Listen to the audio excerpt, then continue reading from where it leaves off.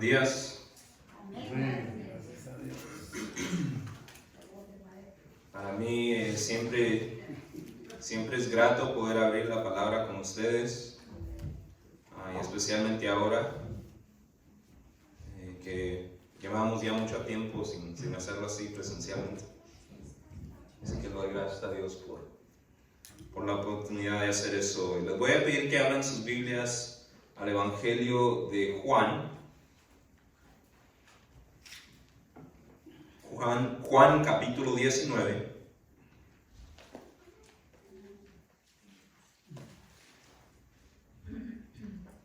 El Evangelio de Juan capítulo 19. Y vamos a dar lectura a algunos versos selectos del capítulo 19 de Juan. Vamos a darle lectura a los versos 8 al 11, 16 en su segunda parte, hasta el 18, y por último 28 al 30. Juan 19, versículos 8 al 11, 16 en su segunda parte, al 18 y 28 al 30. Que leen de la siguiente manera: Cuando Pilato oyó decir esto, y por esto era un escándalo de los pobladores judíos de esa área, que a él como un funcionario gubernamental del Imperio Romano era algo preocupante ver a su población tan agitada. Entonces dice, cuando Pilato oyó decir esto, que fue la acusación de los judíos de que Jesús debía morir por haber blasfemado, según ellos, por hacerse a sí mismo hijo de Dios, Pilato tuvo más miedo y entró otra vez en el pretorio y dijo a Jesús: ¿de dónde eres tú? Lea conmigo esa última frase. Mas Jesús no le dio respuesta. Versículo 9: y entró otra vez en el pretorio Pilato y dijo a Jesús: ¿de dónde eres tú? Y lea juntos conmigo: mas Jesús no le dio respuesta. Entonces le dijo Pilato: ¿a mí no me hablas? ¿No sabes que tengo autoridad para crucificarte y que tengo autoridad para soltarte? Respondió Jesús: ninguna autoridad tendrías contra mí si no te fuese dada de arriba. Por tanto, el que a ti me ha entregado, mayor pecado tiene. Versículo 16, en su segunda parte, donde dice: tomaron pues a Jesús y le llevaron. Y él, esto es Jesús, cargando su cruz, salió al lugar llamado de la calavera, y en hebreo Gólgota. Y allí le crucificaron, y con él a otros dos. Lea conmigo la última frase del versículo 18: uno a cada lado, y Jesús en medio. Versículo 18: y ahí, en el lugar de la calavera, lo crucificaron, con él a otros dos. Lea conmigo una vez más esa frase: uno a cada lado y Jesús en medio. Vamos al versículo 28, que dice: después de esto, sabiendo Jesús que ya todo estaba consumado, dijo para que la escritura se cumpliese: tengo sed. Vamos a leer esa frase juntos. Dice: después de esto, sabiendo Jesús que ya todo estaba consumado, dijo, lea conmigo, para que la escritura se cumpliese: tengo sed. Interesante. Y estaba ahí una vasija llena de vinagre. Entonces ellos, estos son los soldados romanos, empaparon en vinagre una esponja y poniéndola en un hisopo o un tipo de vara, se la acercaron a la boca. Cuando Jesús hubo tomado el vinagre, dijo: consumado es. Y habiendo inclinado la cabeza, entregó el Espíritu. El tema de hoy, titulado El control divino en el sacrificio de Jesús, continúa la serie de ideas que ya se nos han estado presentando en los últimos estudios bíblicos por el pastor. En los últimos temas hemos estado considerando ideas a las cuales nos podemos referir razonablemente como fundamentos del cristianismo. En el orden que se han compartido estos fundamentos, tenemos primero el entendimiento de que el estado natural del ser humano, a partir de la caída espiritual original, es un estado de pecado. Palabra que en su lenguaje original conlleva nociones de quedar cortos o fallar en darle al blanco, y en particular, fallar en darle al blanco de estar en buena relación con Dios.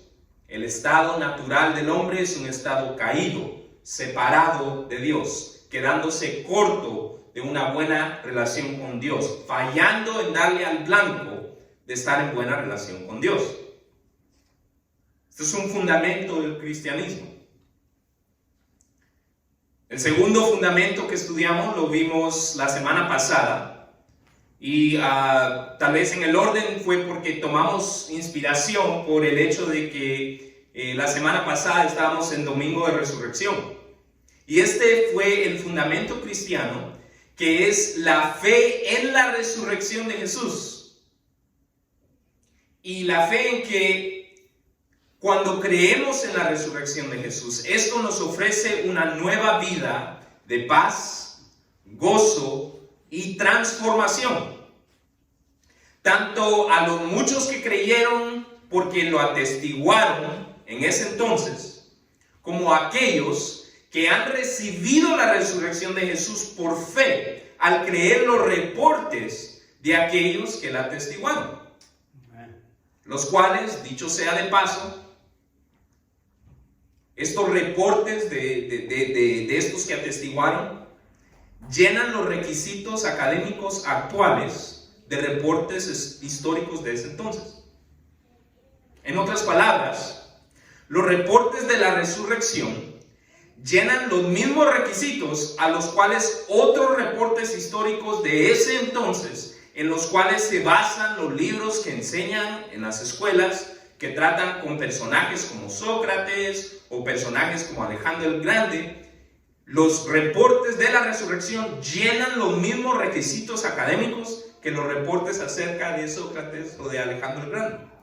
Lo cual yo simplemente lo menciono para resaltar el hecho que la resurrección, tanto hoy como en ese entonces, es un asunto de fe.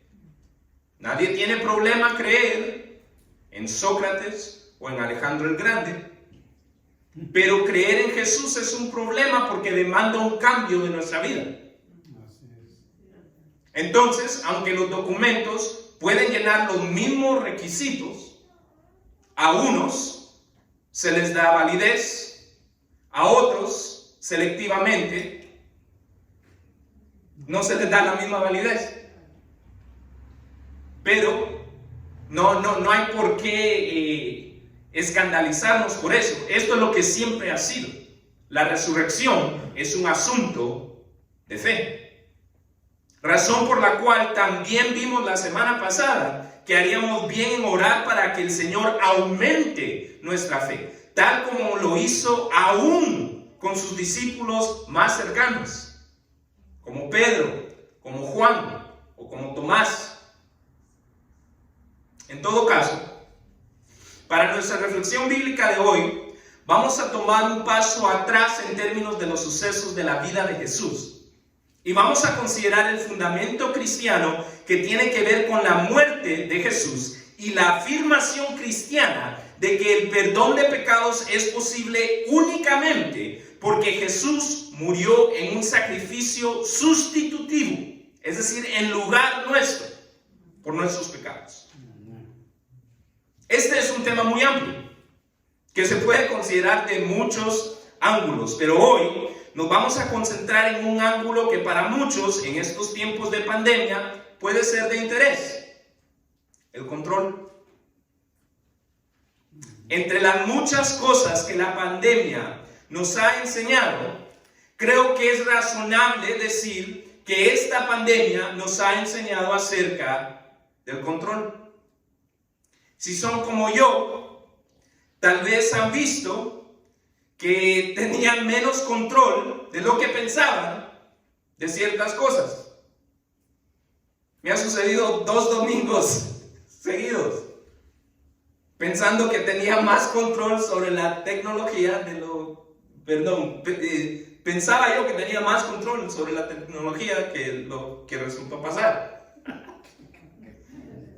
Es una experiencia común y frustrante.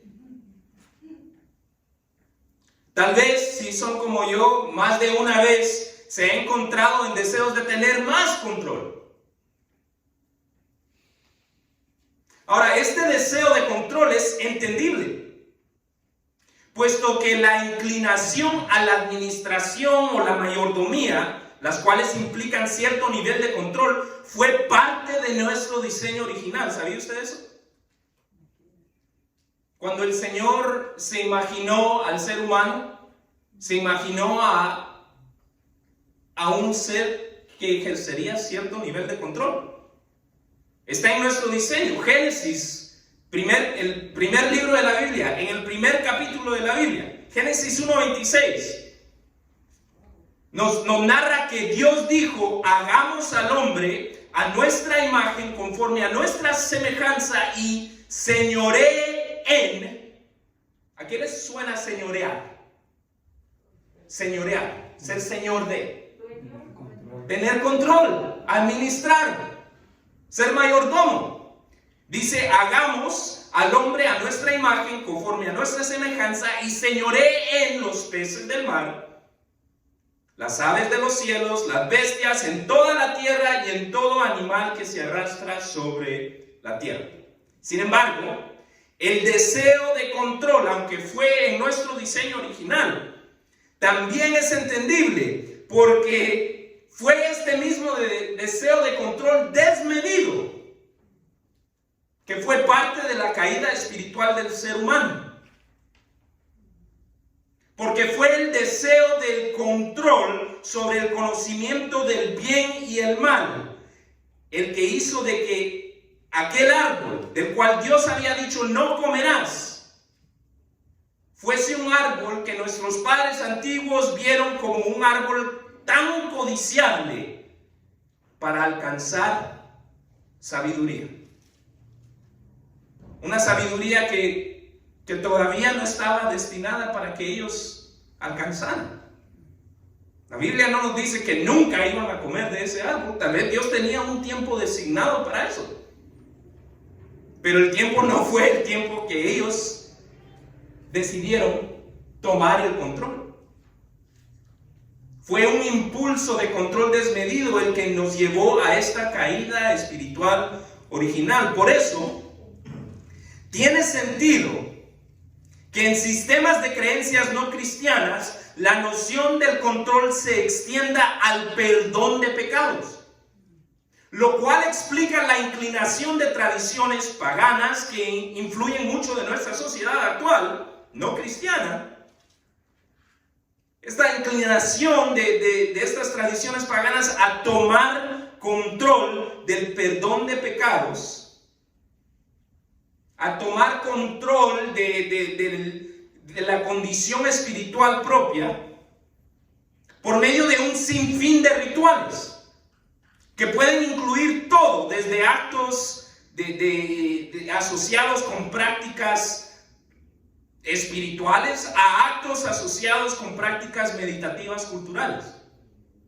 Es decir, todos le dicen a uno cómo puede lavar sus pecados. Puede lavar tus pecados con buenas obras, puede lavar tus pecados con este tipo de acciones, este tipo de rezos, este tipo de penitencias, este tipo de reflexiones o este tipo de meditaciones.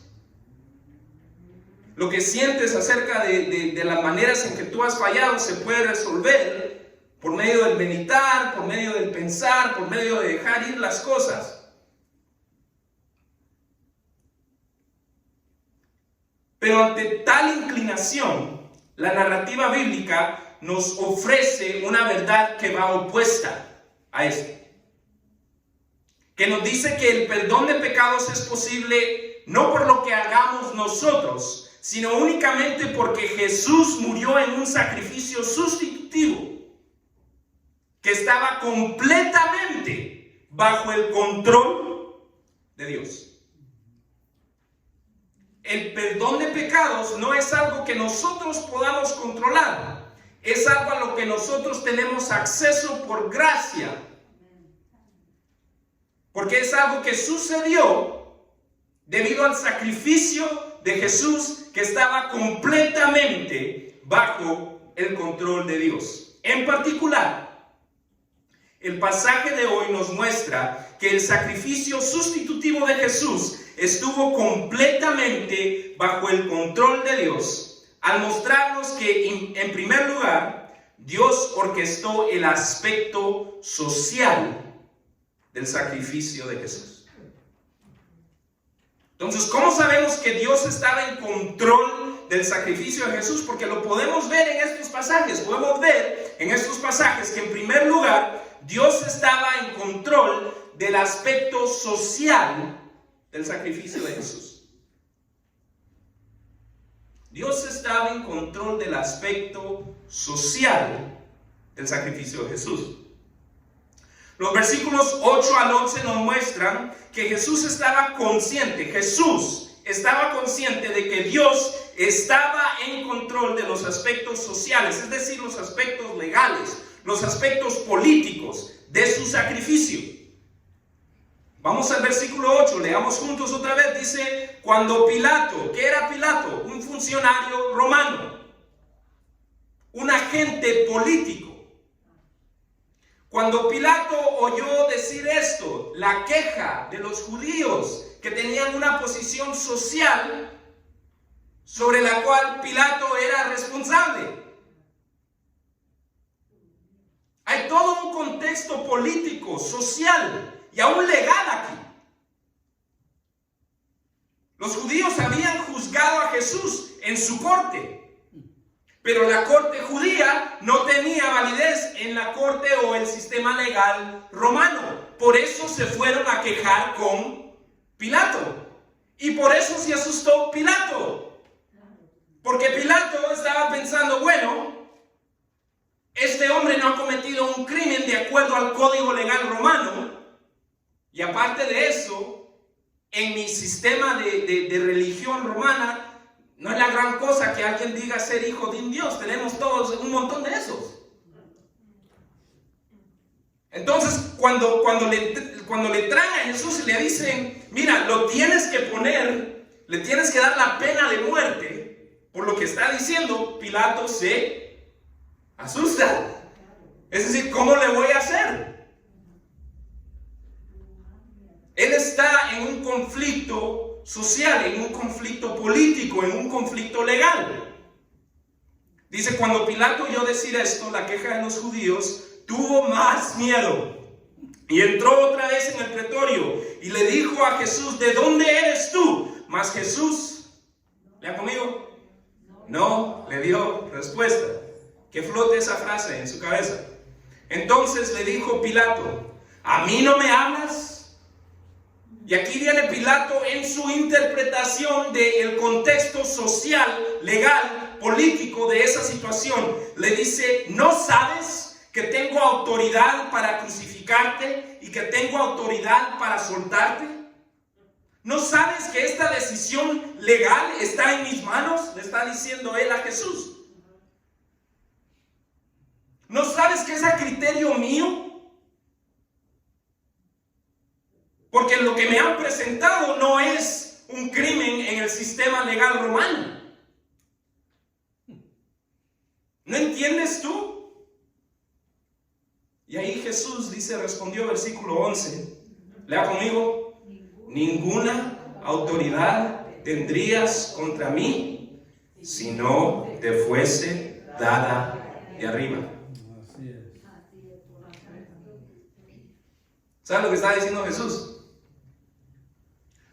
El control de los aspectos sociales, legales, políticos de mi sacrificio, ¿que crees que lo tienes tú? No, estás equivocado, no lo tienes tú. lo tiene Dios. Tú no tendrías ninguna autoridad política, legal, social sobre mí si no se te hubiera dado de arriba. Por tanto, dice, el que a ti me ha entregado, el grupo que a ti me ha entregado, mayor o más evidente pecado tiene. ¿Sabe por qué? Porque los judíos tenían todo un libro de la ley, tenían profetas que describían a la persona de Jesús.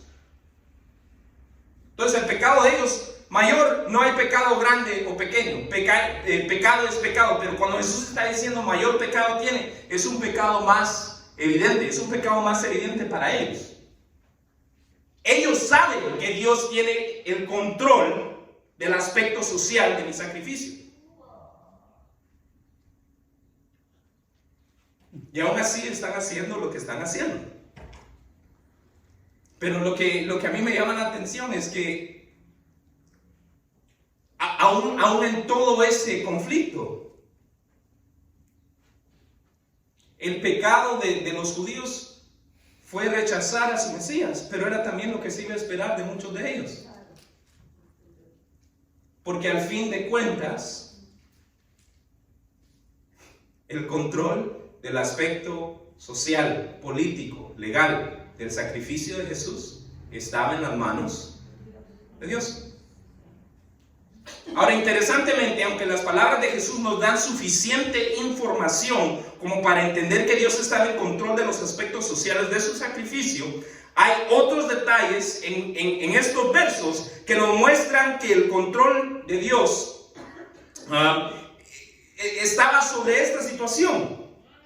En maneras que, aunque tal vez un poco menos explícitas, no dejan de ser de la misma manera impresionante.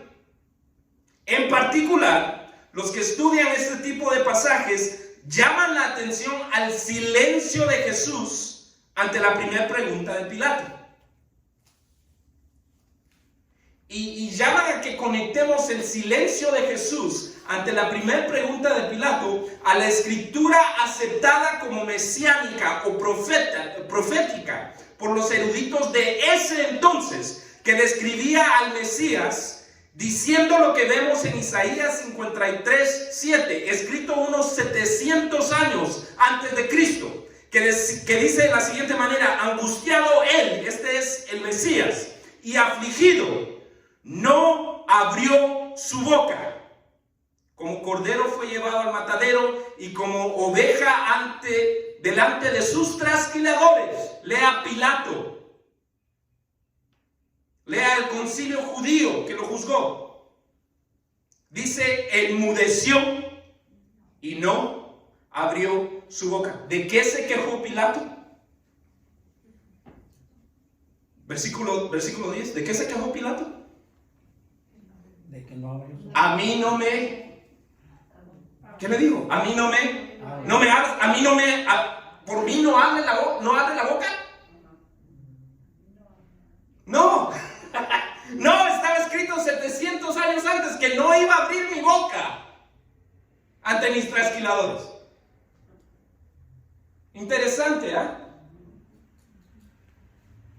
Porque Dios está en control, o estuvo en control del aspecto social, legal, político del sacrificio de Jesús. Si bien las palabras de Jesús en este pasaje nos dicen mucho, tal vez es porque resaltan lo que el cumplimiento profético, que su silencio anterior estaba diseñado para comunicar, que es que Dios estaba en control.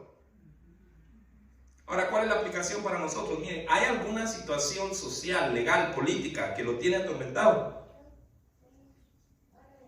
Tome aliento en saber que de la misma manera que Dios tomó control del aspecto social de aquel momento tan enorme para la humanidad, también toma control de sucesos pequeños, como lo es el vestido de las flores, el alimento de los pájaros, lo cual Jesús mismo nos exhortó a tomar como evidencia de que Dios también tomará cuidado de nosotros. Si Él tomó cuidado de los aspectos sociales, legales, políticos, del contexto del sacrificio de Jesús, también está tomando cuidado de estos aspectos en nuestra propia vida.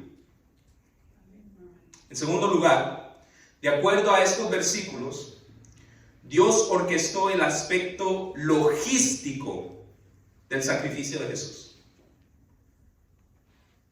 Dios orquestó, estaba en control del aspecto logístico del sacrificio de Jesús. ¿Qué es el aspecto logístico? La logística es aquello que nos dice quién lleva, quién trae, quién pone, dónde se pone aquello, en qué lugar va, qué cabe, cuánto pesa. La logística es lo que vemos en nuestra orden de culto. ¿Qué empezamos por hacer? ¿Quién sigue? ¿Quién dirige esto? ¿Quién recoge la ofrenda? Esos son aspectos logísticos. Y los versículos 16 en su segunda parte al 18 nos describen algunos aspectos logísticos del sacrificio de Jesús que muchos tal vez a veces leen de largo. Miremos al versículo 16, dice, tomaron en su segunda parte, tomaron pues a Jesús y le llevaron. Y él, cargando su cruz, salió al lugar llamado de la calavera. Calvario, calavera, son palabras relacionadas. Algunos sugieren que tal vez es porque el monte tenía forma de calavera. Entonces lo llevaron al lugar de la calavera, que en hebreo es Gólgota. Y allí le crucificaron. Y lea conmigo, y con él, aspecto logístico, y con él, y le crucificaron, y con él a otros dos, continúe leyendo, uno a cada lado. Un aspecto logístico, eso lo leemos de largo. Ah, sí, lo pusieron ahí, ok. Pero me llama la atención aquí el detalle, ¿no? Lo crucificaron con otros dos, uno de cada lado. Y dice, y Jesús, para que no nos perdamos, y Jesús en medio. Ok.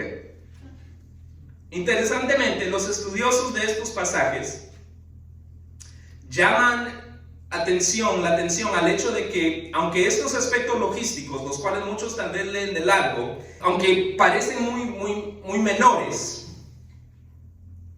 se encuentran en cumplimiento de otra escritura aceptada como mesiánica profética por los eruditos de ese entonces.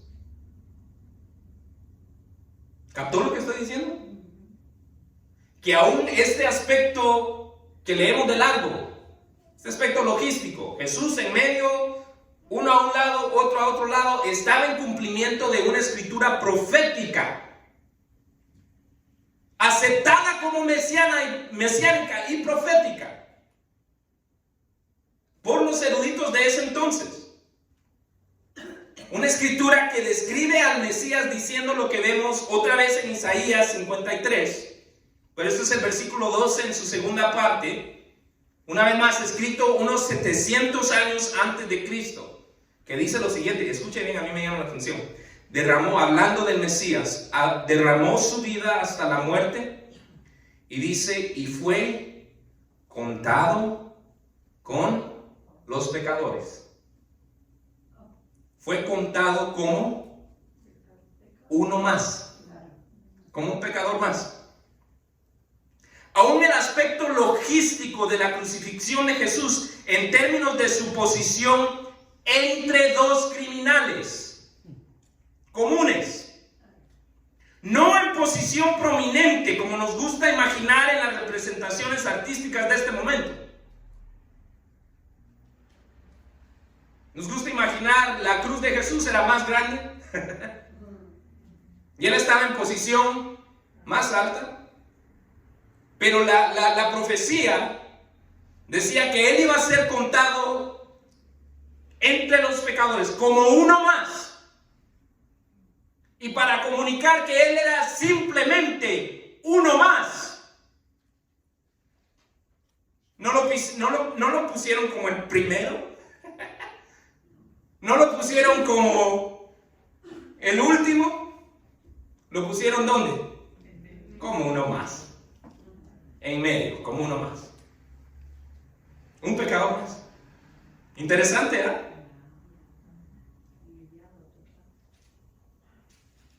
Lo ponen en medio de modo de contarlo como un criminal más. Pero aún esto fue planificado por Dios, diseñado para comunicar que Dios estaba en control, aún de estos aspectos logísticos. ¿Cuál es la aplicación para nosotros? Piénsenlo, de la misma manera, la misma pregunta. ¿Se encuentra hoy atormentado por algún reto de carácter logístico? ¿Quién me va a llevar? ¿Dónde voy a poner esto? ¿Cómo voy a decir aquello? ¿Cómo voy a conectar toda esa tecnología ahí atrás? Mira, eso me tenía atormentado hoy en la mañana. Gracias, hermana Mirta. Pero mire, tome aliento en saber que de la misma manera que Dios tomó el control del aspecto logístico de aquel momento tan monumental para la humanidad, también va a tomar control de los aspectos logísticos de nuestra vida. Gracias, Señor. Gracias, Señor. Y en tercer y último lugar, de acuerdo a estos versículos, vemos que Dios orquestó no solamente el aspecto social, legal, político, el aspecto logístico, qué va, dónde, quién lleva, quién trae, pero también el aspecto físico, corporal, del sacrificio de Jesús. Los versículos 28 al 30 nos describen un detalle físico, corporal, del sacrificio de Jesús, que lo que está escrito aquí lo vincula explícitamente al cumplimiento de escritura aceptada como mesiánica y profética. Vayamos al versículo 28, que dice: después de esto, sabiendo Jesús que ya todo estaba consumado, dijo, lea conmigo, dijo, para que la escritura se cumpliese: tengo sed.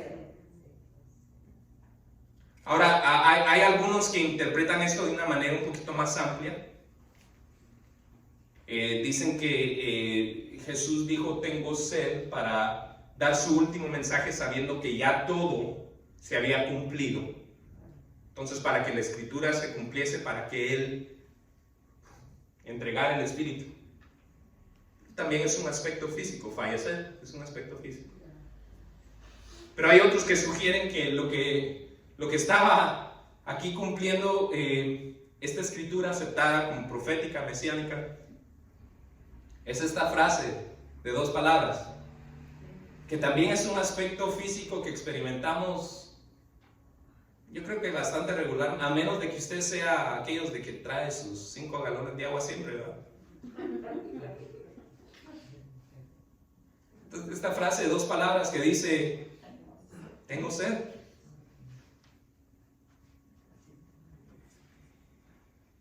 Y estaba ahí una vasija llena de vinagre. Entonces ellos empaparon el vinagre en una esponja, poniéndola en un hisopo, se la acercaron a la boca. Cuando hubo tomado el vinagre, dijo Jesús, consumado es, y habiendo inclinado la cabeza, entregó el Espíritu. Interesantemente, los estudiosos de estos pasajes llaman atención al hecho de que aún este breve detalle físico, corporal, los cuales muchos de nosotros leeríamos de largo, se encuentra en cumplimiento de otra escritura aceptada como mesiánica, profética, por los eruditos de ese entonces, que describía al Mesías diciendo lo que vemos en el Salmo 22. El Salmo 22, que ahora, ¿sabe cómo se conoce el Salmo 22? Informalmente, se conoce como el Salmo de la Cruz. El Salmo de la Cruz, el Salmo 22. Escrito por David, en voz profética, unos 900 años antes de Cristo, que dice lo siguiente: como un tiesto, que es como un pedazo de teja, de barro que se ha sobresecado en el sol, como un tiesto se secó mi vigor y mi lengua se pegó a mi paladar. ¿Qué sensación es esa? Sentirse seco como un tejado de barro que lo han dejado en el sol demasiado tiempo, y después que su lengua se le pegue al paladar. ¿Qué sensación es esa? ¿Qué sensación física corporal es esa?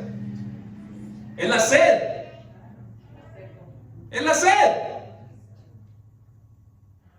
En este escrito profético, mesiánico, aceptado por los eruditos de ese tiempo como algo que hablaba del Mesías, el Mesías dice: en estos momentos tuve sed. Y lo que dice Jesús en esos momentos fue: tengo sed.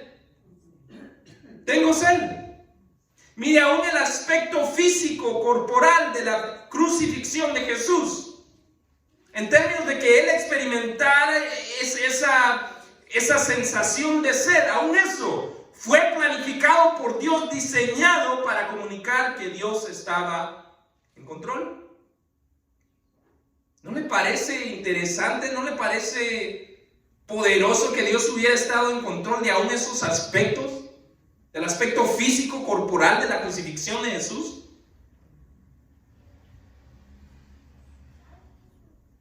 ¿Cuál es la aplicación para nosotros? Es la misma pregunta. ¿Se encuentra hoy atormentado por algún reto de carácter físico o corporal? ¿Un dolor, un malestar, una enfermedad?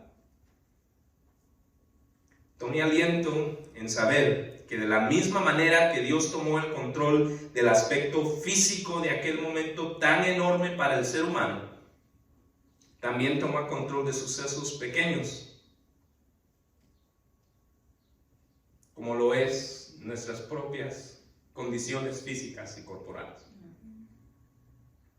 En resumen, el llamado del pasaje de hoy es a creer que el perdón de pecados no es algo que nosotros podemos controlar con rituales espirituales o seculares de purificación